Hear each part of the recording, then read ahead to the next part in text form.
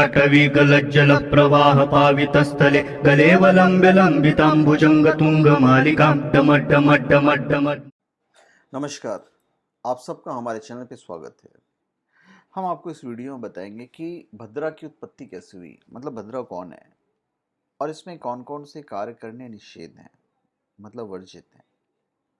देखिए सर, जब भी किसी त्यौहार जैसे होलिका दहन हो या दिवाली पूजन हो या रक्षाबंधन हो, भाइयों को टीका करना हो, हम भद्रा पर विचार ज़रूर करते हैं और भद्रा की समाप्ति पर ही वो मांगलिक कार्य करते हैं और त्यौहार मनाते हैं। तो भाई ये आखिर भद्रा है कौन, कैसी है ये भद्रा? ऐसा माना जाता है कि दैत्यों को मारने के लिए भद्रा गंधर्व मतलब गधा के मुख और लंबे पूंछ और 3 पैर युक्त उत्पन्न हुई।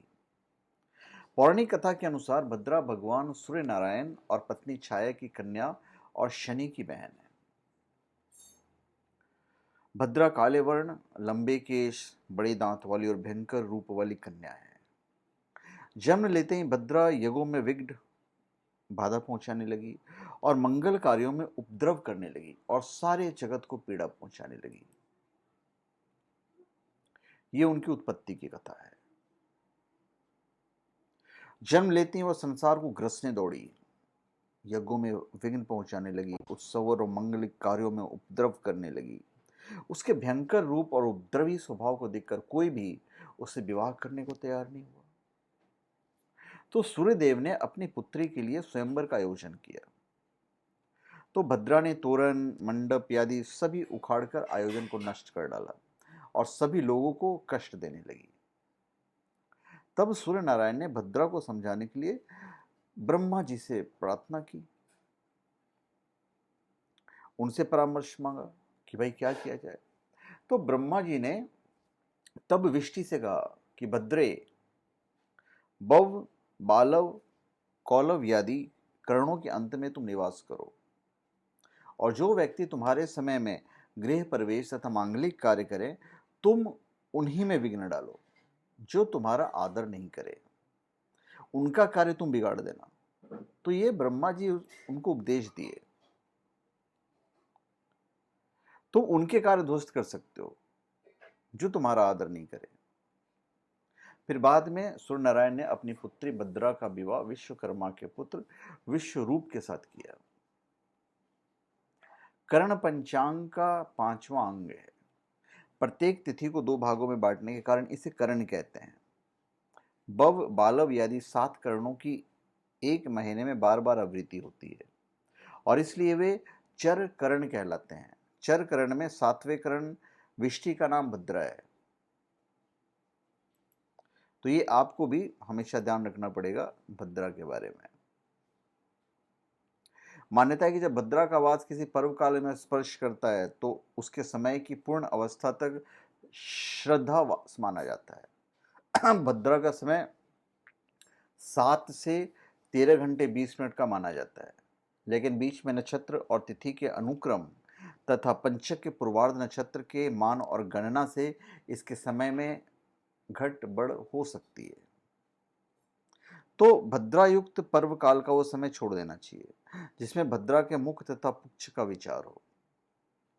भद्रा काल में विवाह, मुंडन, गृह प्रवेश, रक्षाबंधन आदि मांगलिक कार्य नहीं किए जाते हैं, लेकिन भद्रा काल में स्त्री प्रसंग, यज्ञ करना, स्नान करना, अस्त्र शस्त्र का प्रयोग करना, ऑपरेशन करना, कोर्ट में मुकदमा दायर करना, अग्नि सुलगाना, किसी वस्तु को काटना, भैंस, घोड़ा, ऊंट संबंधी क्रम प्रशस्त माने जाते हैं। जब करण विष्टि लगता है तो उसे ही भद्रा कहा जाता है।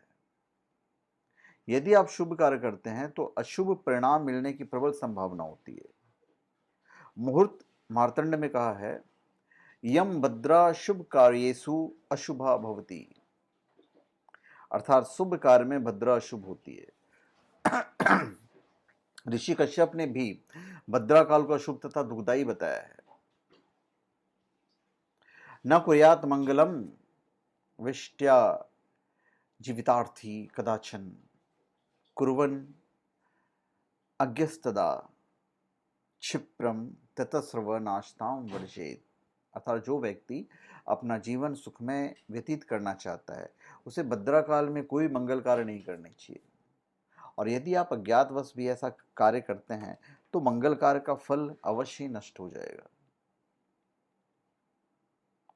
तो इन चीज़ों का आप ध्यान रखिएगा कि कैसे क्या होता है। तो ये मेरे ख्याल से भद्रा के बारे में हमने आपको सब बता दिया है और आप लोग इसका ध्यान रखिएगा। और मांगलिक कार्यों में भद्रा का त्याग क्यों किया जाता है वो हम आपको बता देते हैं। भद्रा में ब्रह्मा जी का आदेश मान लिया। भद्रा जब समझाने गए ब्रह्मा जी तो भद्रा ने मान लिया और वो काल के एक अंश के रूप में आज तक विद्यमान है। भद्रा प्रायः प्रत्येक द्वितीया, तृतीया, सप्तमी, अष्टमी, द्वादशी और त्रयोदशी को लगी रहती है।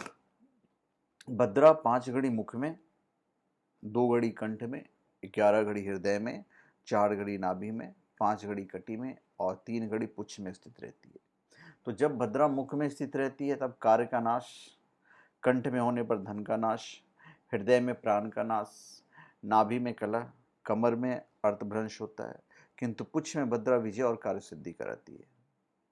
तो इस प्रकार भद्रा का लगभग 12 घंटे में से केवल 1 घंटा 12 मिनट का अंतिम समय शुभकारी होता है। इसलिए मांगलिक कार्यों में भद्रा का त्याग करना चाहिए। तो सूर्य नारायण की पुत्री और ब्रह्मा जी द्वारा उपदेशित होने के कारण भद्रा संसार में पूजनीय है। भद्रा की उपेक्षा से मनुष्य को विपरीत परिणाम भुगतने पड़ते हैं। रोग और व्याधि दूर करने वाले भद्रा के भी 12 नाम दिए गए हैं।